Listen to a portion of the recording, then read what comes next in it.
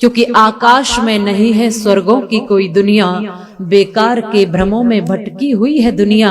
है स्वर्ग तो वहीं पर जहां मधुर मीठी वाणी, उस घर कभी न आए कोई भी परेशानी, जिस घर में एक दूजे की बात जाए मानी।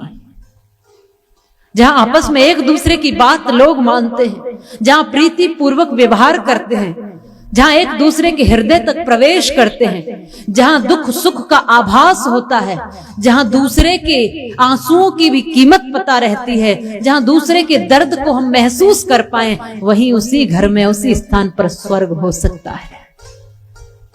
अब तक भोलेनाथ समझाते रहे, लेकिन सती जी समझना न चाहती थी, और आज खुद सती जी पार्वती के रूप में आई, तो अब समझने के लिए आगे बढ़ करके मुझे समझाइए इस रहस्य को, इस प्रेम के रहस्य को, इस भक्ति के रहस्य को, इस आनंद के रहस्य को। इसलिए सर्वप्रथम घरों से यदि कलेश, कलह, पीड़ाएं, कष्ट, मनमुटाव, भ्रांतियां, दुख, मुसीबतें, क्लेश, अहंकार, ये सब दूर करने हैं, तो हमें प्रेम के बीज अंकुरित करने होंगे। लोगों के जीवन में सब कुछ है, लेकिन प्रेम कहीं दूर हो गया है। बहुत पहले मैंने कुछ लिखा था कि प्रेम परिचय को भी पहचान बना देता है, और प्रेम भटके हुए को राह दिखा देता है।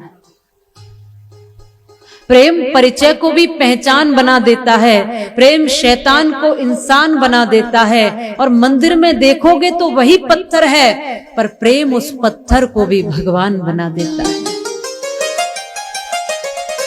प्रेम भटके हुए को राह दिखा देता है, प्रेम बिछुड़े हुए दिलों को मिला देता है, और प्रेम है तो हमें महलों की क्या जरूरत है, प्रेम है तो कुटिया में भी फूल खिला देता है। यहां महल नहीं है भोले बाबा के पास, कैलाश पर्वत है।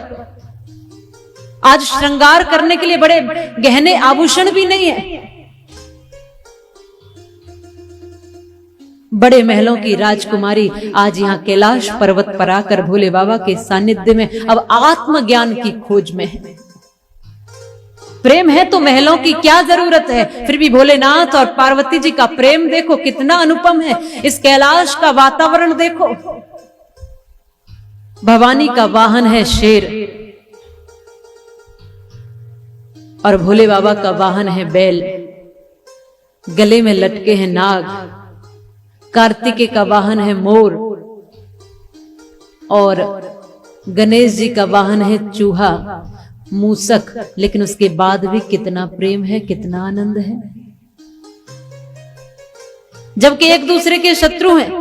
कहीं चूहे की, मोर की कभी बनती, शेर की, बैल की, सांप की आपस में नहीं बनती है। और उसके बाद भी यहाँ परिवार ऐसा है, यहाँ भोलेनाथ और मां पार्वती का सानिध्य ऐसा है कि सब लोग मिलजुल कर रहते। प्रेम है तो महलों की क्या जरूरत है। इसलिए पहले यदि गृहस्थ परिवार को सुखी करना चाहते हो, यदि अपनी संतति को संस्कार देना चाहते हो, तो निश्चित रूप से प्रेम को आप परिवारों में लेकर पहुंचिए और अपने अहम, अपनी अकड़ को दूर करके, चाहे कौन बड़ा और कौन छोटा। आज बड़े कहते हैं कि हमारी बात नहीं सुनते, छोटे जो बच्चे हैं बात नहीं सुनते। बच्चे कहते हैं कि हमारे पास पूरी जानकारी है, हम क्या सुनने के लिए बैठे। सब अपने आप में बड़े बने रहेंगे तो फिर परिवार का संतुलन बिगड़ जाएगा। कौन बड़ा और कौन छोटा, इसका कैसे आप इसको नापोगे। मैं कहती हूं कि घड़ा बड़ा होता है और लोटा छोटा होता है, लेकिन यदि घड़े से लोटे में पानी डालना है तो थोड़ा घड़े को भी झुकना होगा, थोड़ा लोटे को भी झुकना होगा और आराम से कार्य संभव हो सकता है। कौन बड़ा कौन छोटा, कुछ सीखिए जीवन से। पति पत्नी और गृहस्थ के लिए तो यहां तक कहा है कि यदि आपस में आपके मन नहीं मिलते हैं तो समझ लेना कि वो पति पत्नी का मिलन नहीं है, वो तो दो लाशों का मिलन है। शास्त्र कहता है कि वो तो ऐसा समझ लो कि दो लाश मिल रही है।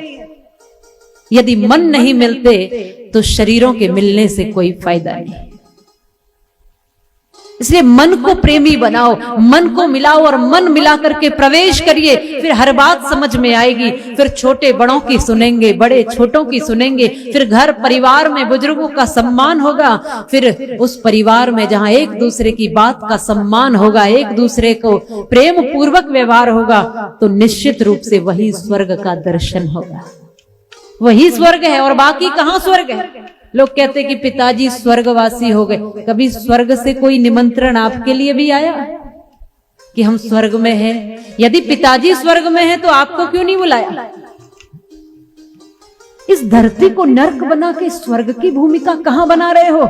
इसलिए जीते जी यदि जिसने स्वर्ग नहीं देखा, मरने के बाद वो स्वर्ग का अधिकारी हो कैसे सकता है?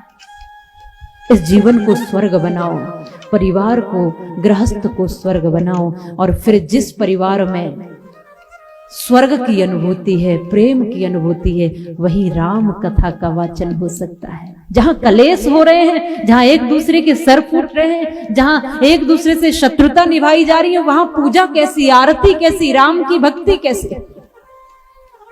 सुख और शांति के साथ, अपने बाल गोपालों के साथ, पूरे परिवार के साथ मिलकर के आपने यदि राम कथा से कुछ सीखना है तो ये बातें सीख कर जाना कि परिवार में भोजन और भजन हमें मिलकर के करने चाहिए। जिस परिवार में भोजन और भजन दोनों मिलकर के होते हैं, वो परिवार कभी टूटता नहीं, वो परिवार जुड़ करके रहता है। मिलकर के भजन और मिलकर के भोजन करो। बहुत व्यस्त हैं तो कम से कम शाम का भोजन सब लोग मिलकर करो। यदि और भी ज्यादा व्यस्त हैं तो कम से कम हफ्ते में एक बार भोजन मिलकर करो, लेकिन पूरे परिवार। जहां देख लेना, यदि बंटवारे कहीं हैं तो वो आपके भोजन अलग होने से, नई बहू घर में आई, आते ही बोले भोजन अलग, रसोई अलग, रोटी अलग, और भोजन अलग तो मन अलग, विचार अलग, संतुलन बिगड़ जाता है परिवारों का। इसलिए परिवारों का संतुलन बना करके परिवारों में प्रवेश करो और मिल करके पूरे परिवार के साथ एक साथ भजन करो और एक साथ भोजन करो। उस परिवारों को कोई तोड़ने वाला नहीं हो सकता।